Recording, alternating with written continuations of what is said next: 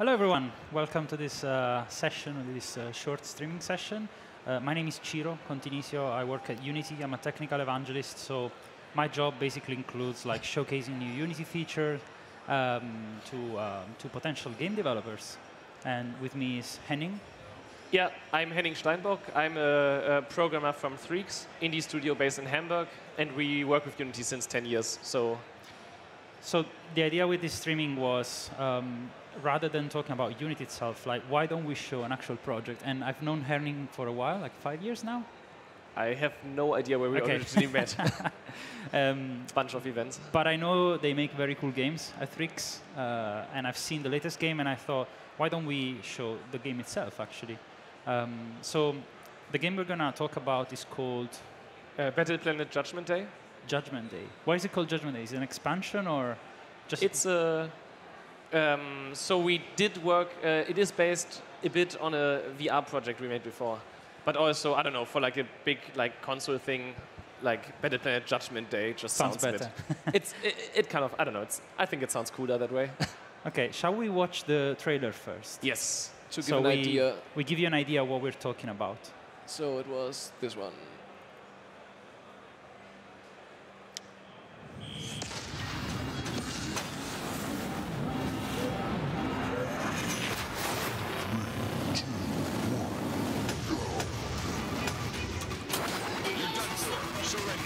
So yeah, Battle Planet is a top-down roguelike shooter where you play a person or like a criminal who escapes from a space prison, basically, and then you have to go from planet to planet and fight against like the space police, essentially, and defuse bombs to prevent the planet from exploding. And yeah, it's this kind of very arcade, very like. How do you say, like fast-paced action? Yeah, very fast-paced, very straightforward, yeah, action game. And if you like if you fail, then planet explodes. So, and this game is for PC. It's intended for PC. It's PC, PlayStation 4, and also Nintendo Switch. Yeah. Oh, and it has split-screen couch co-op. That's cool. So yeah, when I saw the trailer of the game, I mean, you can see on your own that there's a lot going on in the game. Yep. And I know Henning has been hell-bent in improving the performances of the game and make sure that it runs as well on PC as on for example, on Switch, which can be a challenge. Yeah, for sure. So but first, how did you come up with the idea of the game? Like, when was this game born? Okay, so originally we made this game for Daydream, for Google's mobile VR platform. And the concept, I'm actually not sure, the concept was created somewhere on a car ride while we were on our way to or from Game Developers Conference, like GDC in San Francisco. We came up with like the basic idea. And then essentially we just, like when we boarded the plane on the flight back, we just took out our laptops and just started like prototyping and jamming. Okay. And then we had like the first little concept that was good enough that we were like, okay, yeah, this is actually something that could be cool, this kind of like sphere movement. Yeah, we basically had that when we landed 12 hours later in Hamburg again. So you basically had like a sphere with something moving on it and shooting, I guess? Yeah. Or Okay. I'm not even sure if we had shooting. I think maybe we just had like the movement. The movement, okay. But it was super simple, but it was already giving us the feeling, okay, this actually, like this feels cool. And part of the idea with the sphere comes from the fact that in virtual reality, you have this locomotion problem that if you display movement that you don't, if you like move the camera without the player actually moving, then you kind of get motion sick. So we wanted to make a top-down shooter, but it turned out to be kind of hard with that setup, or like turned out to be hard to have like a top-down shooter where the camera moves without making people a bit motion sick. But if you have like the sphere in the middle and the sphere turns, but the player never actually moves, the player is just hovering like in front of the sphere, that was our way to kind of move around that whole problem. That's cool. So the game was basically born out of the need of defeating the motion sickness that usually can make a VR experience very uncomfortable, I guess. Yes, kind of. That's cool, that's cool. And then it evolved into what it is today, right? So yeah, exactly. it came out of the boundaries of VR and yeah. It became like a full game. So, I mean, maybe I can show a little bit of what it looked like back then. Uh-huh. So this was the smartphone version, yeah, for Daydream. Or so back then it looked something like this. So you can kind of see it's essentially like it is, in a nutshell, the same core mechanic, but basically like everything way more simple. So we had this, which, like I said, you play in a VR headset. And then we also got the chance to make an AR version, which I hope this is the right trailer, which looked like this. So you could just have the planet somewhere in your somewhere in the world and just look at it from different sides. That's cool. And is this version dead? So Or is it being published, or is it? it's published, yeah. Okay. It's on the Play Store for Android. If you have a phone that's AR compatible. This was, I think, the most fun trailer we've ever made. It looks cool. And I can already see some of the technology which I know you put in the game to optimize the rendering that we're going to talk about in a second. Okay, people at home. Oh yeah, we had a photo mode where you could take a photo of the planet. Yeah. Cool.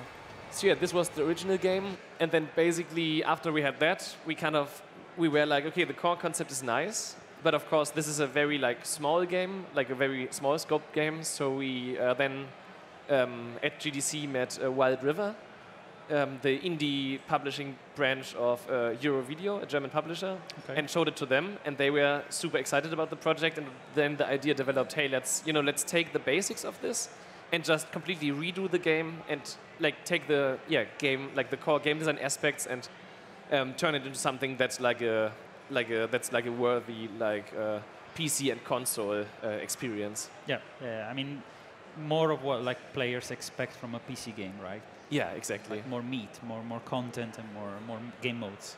Yeah. Shall we show the game in the editor? Sure. So Henning, of course, being one of the developers, has the project here. Yep. And I was fascinated by some of the technical things that is done to reach the fluidity that the game has today. Yeah, right. So going from mobile VR to augmented reality to consoles and also Switch, and also in handheld mode, we performance was definitely a key for us always, because we like our games at 60 FPS. Mm-hmm. Who doesn't, right? Yeah. And we also like our games at full HD, so that was definitely the target, always. And also I had a very old laptop at the time, so I had an Intel onboard graphics card from 2013, and I was always like, it should be able to run on this. Cool. You mean if it runs on your laptop, it will run amazing on a player PC? Yeah. So this is the Unity editor, right? Right. I guess I know, but can you show it to me a little bit? Sure. Can you give me a brief tour? Yeah, so just to give the overview, so Unity is the game engine we make the games in. So it's kind of the tool where everything, the art assets, the code, the audio, the design, everything comes together in here. So we have the main aspects is in here we have a scene view where I can basically look at the game. Then there's the game view where there's nothing right now because the game is not running. And then over here I have the hierarchy with all the objects in the game, kind of. And I could take, for example, let's take this one. I could, for example, take give it a second. Here we go. I could, for example, now take an enemy and place it here in the scene. So it's all very drag and drop like. So in the beginning, when we started prototyping, we could just, because we were on an airplane, so we could not download any third-party assets. So we just took cubes and spheres and basically just in the editor with drag and drop just put everything together. Okay. And so we have this, and then on each of these game objects there's a bunch of components. So here we have a script, for example, an enemy script, because this, I don't know if it's clear, but this looks like an enemy to me. And on that you have a bunch of different settings. So it has a rigid body, which is used for physics. It has a collider. So are you using physics for this game? Partly. We use physics for a few of the things. Of course, we can't use a realistic physics simulation because Yeah, that was the thing when we started working with the sphere. We figured out that, hey, okay, having like everything on the sphere is kind of hard because a lot of the out-of-the-box stuff doesn't work. So we have physics, but we had to like basically make the gravity ourselves. Makes sense. So you had to Because- recreate like a spherical gravity model, if you want. Yeah. Kind of like Mario Galaxy. Kind of, yeah. Not as advanced. Like we don't Yeah, have yeah. crazy like Sure. level geometry. It's just a sphere. But yeah, we figured out. I mean, it was cool. It was cool, the whole idea with the sphere, and it's. I guess it was unique enough that people who walk by are like, oh, this looks cool. This is something new. But we figured out over the process that we had to do a lot of things our own.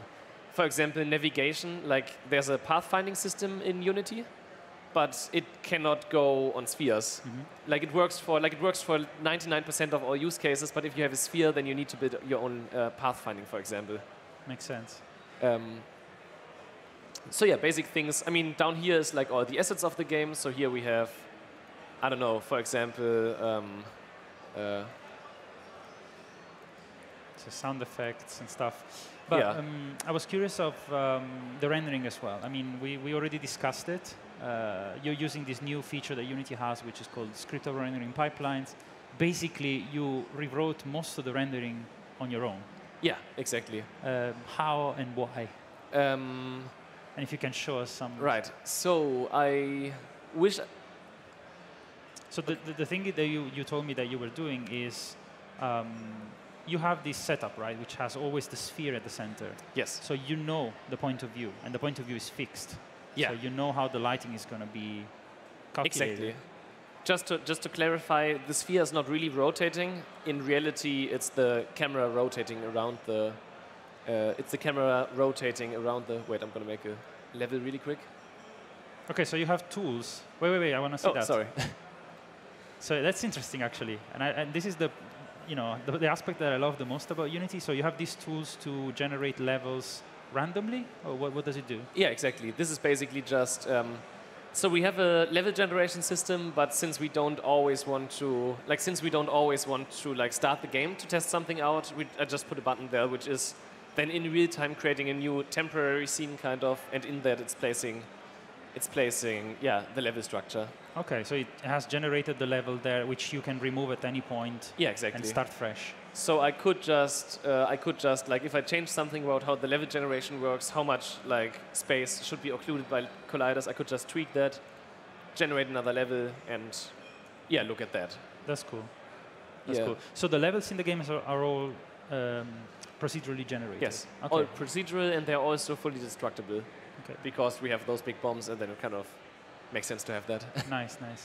So you were saying the lighting model approximates lighting on a sphere, or what does it do? Well, I mean, approximate sounds maybe a bit too advanced. We don't approximate anything like realistic. Basically, in the beginning, I really just looked at the like early concept art and was like, okay, this is how concept artists would imagine the game looks like.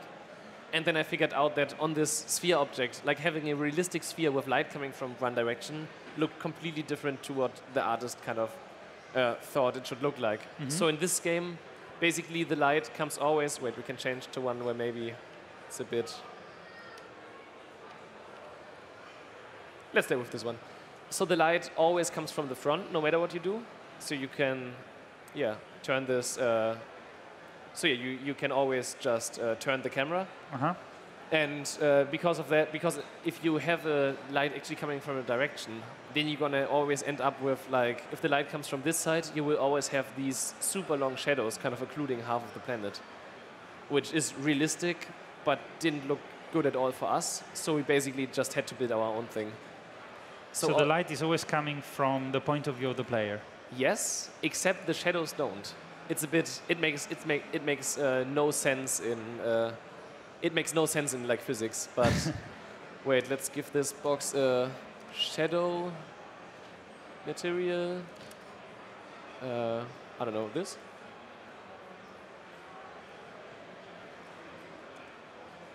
It's a very small box. Or Let's scale it up. actually, let's just take the player here.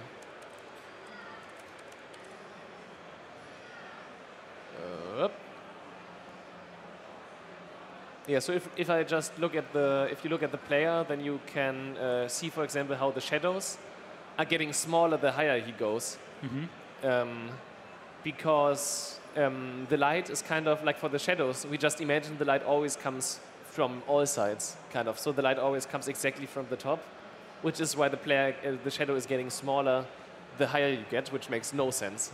So as you said before, the shadows in the game are never long, right? They're always like kind of like Exactly. they follow the shape of the object. Exactly. It's And I always guess you did that for gameplay reasons. well because it didn't really look good. If you would imagine you have the player here, okay, now the player is kind of huge, and if the light comes from the side, the player would just have a straight line going all the way to the horizon. Yeah, That would- so it will cover like all of the planet. And we also didn't want to have half of the nighttime on half of the planet. That also didn't really look good. Okay. So So you yeah. cheated a lot of lighting for this reason. Yes. And what we like everything we do for the lighting. I had an example picture here. Yeah, I thought you had some images that are really interesting. Yeah. So how the lighting works is actually really simple. Basically, what we do before we render the game, we render this image on the lower left side, where essentially, like this background, this image in the background is just. Wait, I can show that.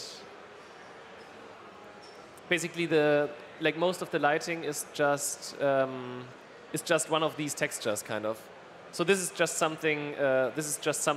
Our art director painted in Photoshop, and then this is just put over the planet, which has no color on its own. So because of that, because it's just this like super low resolution texture, we can just at any time like switch completely how the planet looks. Cool. Can you switch back to the image? So you Yeah. were saying you render that image in the corner first, Yeah, and that constitutes the lighting for the whole planet, right? exactly. Yeah. And then with that image, you're able to light all of the objects in the game without actually having to calculate lighting. Yes. So that's what I was saying when I said before, you approximate lighting in this sense, right? Yeah. You exactly. recycle the same model for all of the objects in the game. Yeah, and because the thing on the lower left is only 256, I believe, by 256, it takes like even on like low end devices, it takes no time to render that. And afterwards, when I render an object, I just also look at that texture and then kind of make things, tint things based on that. So you can see how here you have these green lights, and because of that, this is emitting. And because of that, for example, something that graphics programmers are going to appreciate, particles are affected by lighting, which is hard to do normally. Yeah, because particles are normally lighting for particles is very expensive to calculate, but with this trick, you can actually have particles that are lit. Yeah, That's it super cool. comes. In And- most cases, it comes for free. So you were able to go what FPS on Switch? Have you Well, done it's- some tests? Yeah, well, it's full HD and 60 FPS on Switch. That's cool. Yeah, so I think we achieved pretty much what we are aiming for. Of course, there's like the last few, like to be fully honest, there's the last few things I'm like kind of optimizing right now, but we definitely run at 60, and I think we can get rid of all the last little frame.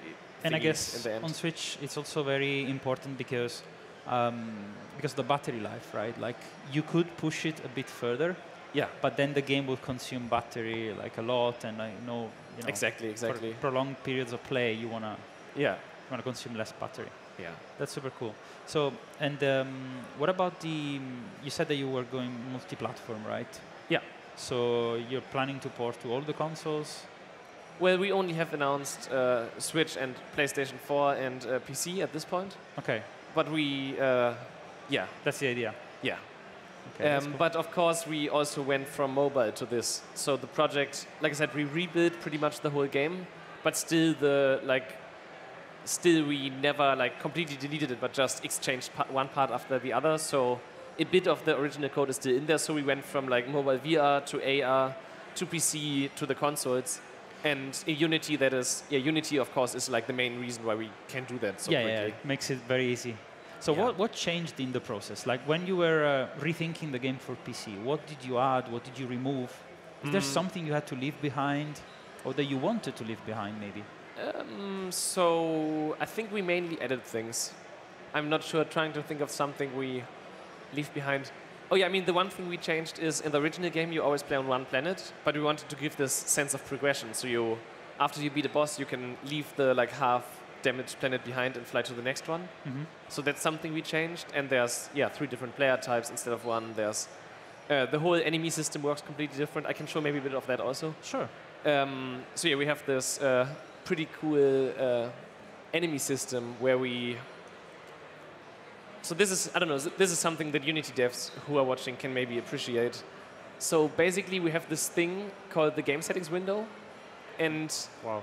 pretty much anything about balancing this game is inside of this window.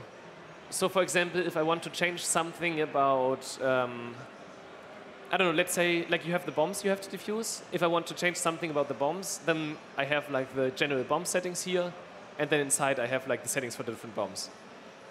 So if I want to say that, this bomb has a bigger explosion radius instead of 26, let's give it like a 40. Then I can just hit play, and I'm going to be thrown in a level with exactly one of these bombs. So that's, I think, like my favorite editor tool inside of this. It's super cool. It's super cool. I know you have a thing for building tools, so I wouldn't expect any less. Sorry, this is when you. That's the bug right now. You can't start if you already created a level in edit mode. You need to remove it. Okay. Yeah, but now we're good. So that's super cool because that gives you a vision at a glance of the whole settings of the game, and I assume your designers use that? Yes, exactly. Mainly the designers. Of course, also, I mean, everybody should use it for debugging, which is gamepad 1. Oh, this one. So yeah, now this bomb is going to have a bigger radius than before. Oh wait, this is the one that already has a small radius? Can you change values while you're in play mode? I can change oh no, this is the explosion radius. So now the explosion would be huge. The diffuse radius is this one. I can't change them in play mode, but I can press play again, so I don't have to leave play mode. Basically, the game keeps running and just restarts the scene. Oh, also, look what I forgot in the scene view. The huge rubber I placed there for testing. So yeah, now the diffuse radius of this bomb is huge. And now if I put it back to normal, then yeah, it's going to be small again. And so yeah, the bombs are in here, but also, for example, the different players I have. So I can change how a certain player is moving. Of course, here it's like a lot of settings, just like the different like audio effects, like a lot of particle systems and so on. But basically, if I want to make the spy run way faster, then I could just... You can just tweak it in here. Yeah, exactly. That's cool. That's super cool. And then you have like a vision of the whole settings of the game. Yeah. There's plenty of them. Yeah. How many enemies do you have? Oh, I would have to count. A few of these are like enemy variations, or like there's an enemy that... Like sometimes in a specific level we want an enemy to do something special, and then it's just it's just a variation on a base type. But what we have here is... Yeah, that's another, maybe that's also worth mentioning, that one of the main reasons why we use Unity, apart from the cross-platform stuff, is how easy it is to extend the editor. That's what I was saying. That's what I love about it, and I know that Yes, a lot. And you love it as well. And my colleagues love it as well. So I mean, when you have a tool like this, then development becomes like quite easier. Exactly. So basically Olaf, our game designer, was one day just saying, like, because in the old system I had to like program the enemies in code, and he was like, hey, I would like to create new enemy types, new bosses myself. And I was first thinking, oh god, you're crazy, like for a project of this scope, like how are we supposed to do that? Yeah. And then I kind of like slept over it, and the usual next day in the shower, like on the way to work. You were programming this tool in the shower? No. Okay. But it's like you get up, you go to the shower, and that's where like the ideas kind of come. And then it's like, okay, so actually I could build something like this, where basically up here I have for an enemy, so this is for example the jetpack enemy, where for this enemy I have a few different, like the basic stuff, so how much health does the enemy have, how much XP is he going to drop, and so on. Can he like move over lava, or is he stationary, that kind of stuff. Mm-hmm. And this one, is this kind of movement, so he is kind of flanking and then and flying and then shooting at me.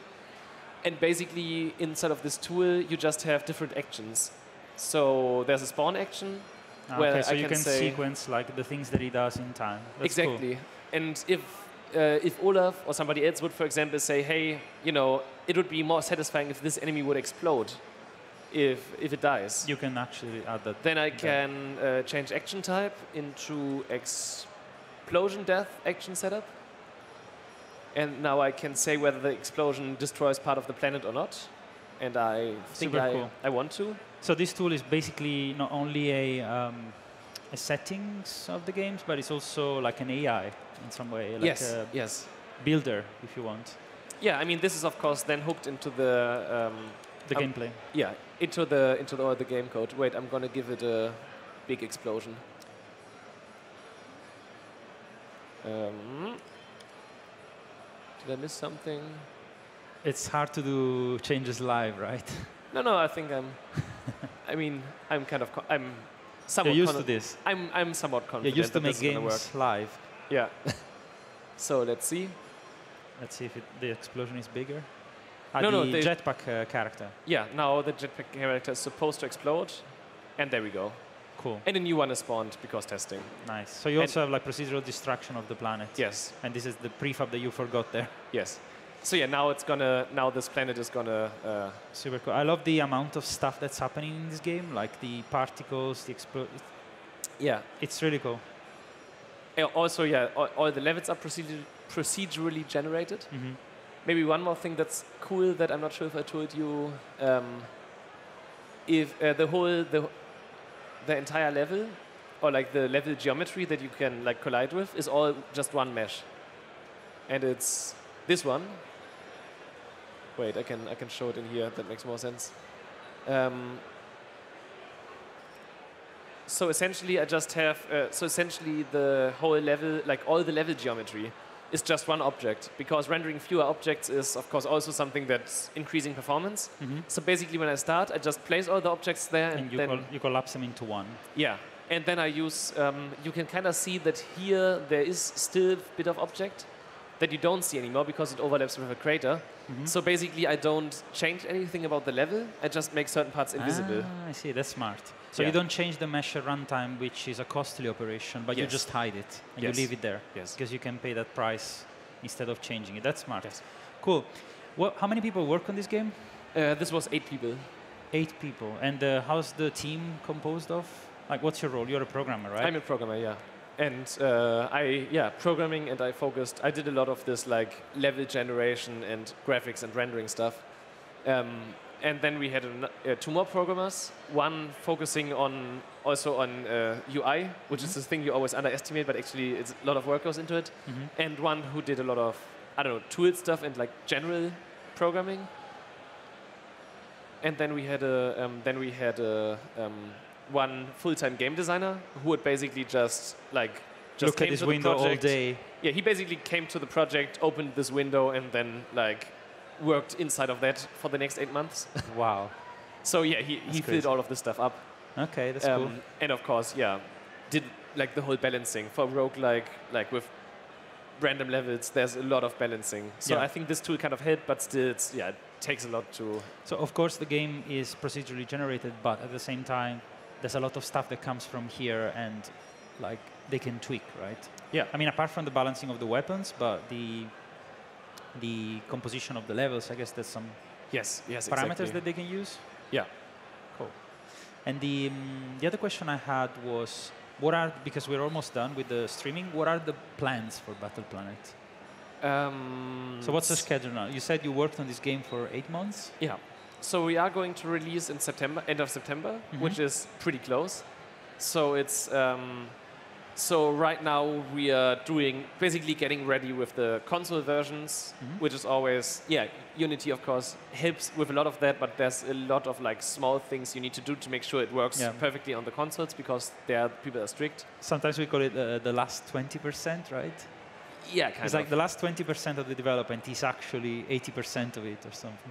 Yeah, kind of like that. There's all of this, and I mean now after Gamescom, it will take a week to fix all the bugs people found here. Will you take some time to rest?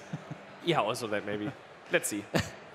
But yeah, it's kind of what we do after release. I guess it's a bit early to talk about, because right now all our focus is into like this. This is what we have, and we want to get this in a state where it's good and Polished. and Right? stable. Yeah, definitely, most definitely. And you need to go through submission, right, with the console. Yes. So you need the game to be perfect. Yes. All right, cool. I think All right. I think we're out of time. I hope you enjoyed the stream. Buy Battle Planet when it's out. Yes. When it's out? End of September. End of September. Cool. So a month to go, roughly. All right, cool. Yeah, and I guess if anybody is having like more detailed questions about any of the technical aspects or just wants to see the game, we are at Indie Arena at Gamescom. Yeah. And we are The hall is 10.2. 10.2. Yeah. Yeah. And for the people who are sitting here, who are sitting in front of the studio, we are over there. Cool. All right. Thank you so much. Oh, yeah. Thanks, Andy.